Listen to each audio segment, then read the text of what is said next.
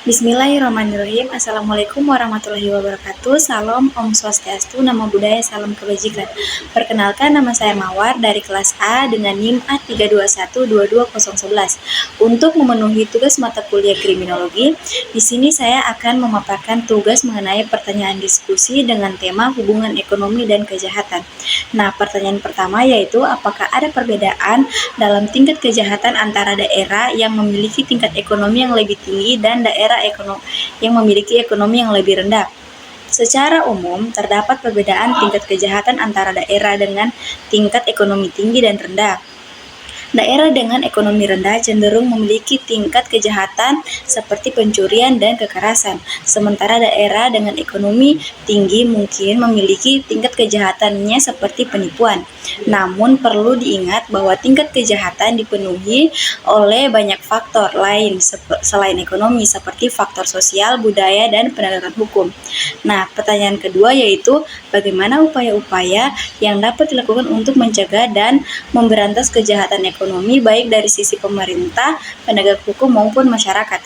Nah, jawabannya yaitu pencegahan dan pemberantasan kejahatan ekonomi membutuhkan kerjasama dari berbagai pihak. Pemerintah perlu membuat regulasi yang kuat dan transparan, serta peningkatan pengawasan terhadap aktivitas ekonomi. Penegak hukum harus bertindak tegas dan profesional dalam menangani kasus kejahatan ekonomi. Masyarakat dapat berperan aktif dengan melaporkan praktik-praktik yang mencurigakan dan tidak mendukung tindakan korupsi. Nah, selanjutnya yaitu pertanyaan yang ketiga, bagaimana solusi dari tingkat banyak pengangguran dan semakin banyak juga kejahatan yang dilakukan individu untuk memenuhi kesejahteraan mereka? Jawabannya yaitu solusi untuk mengatasi pengangguran dan kejahatan terkait erat. Peningkatan kualitas pendidikan dan pelatihan keterampilan dapat meningkatkan daya saing tenaga kerja. Pemerintah juga perlu menciptakan lapangan kerja, memulai investasi dan pengembangan sektor industri. Selain itu, program-program bantuan sosial dan pemberdayaan ekonomi dapat membantu masyarakat yang kurang mampu untuk memenuhi kebutuhan hidup mereka tanpa harus melakukan kejahatan.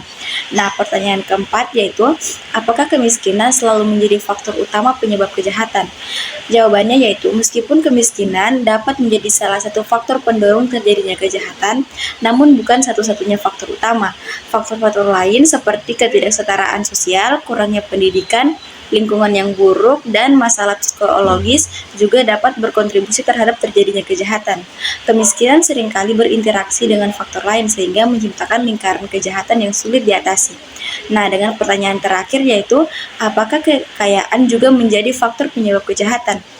Jawabannya yaitu kekayaan juga dapat menjadi salah satu penyebab kejahatan, terutama kejahatan seperti korupsi, penipuan, dan penggelapan. Kekayaan yang berlebihan dapat memicu keserakahan dan keinginan untuk mendapatkan yang lebih banyak lagi, sehingga mendorong orang untuk melakukan kejahatan.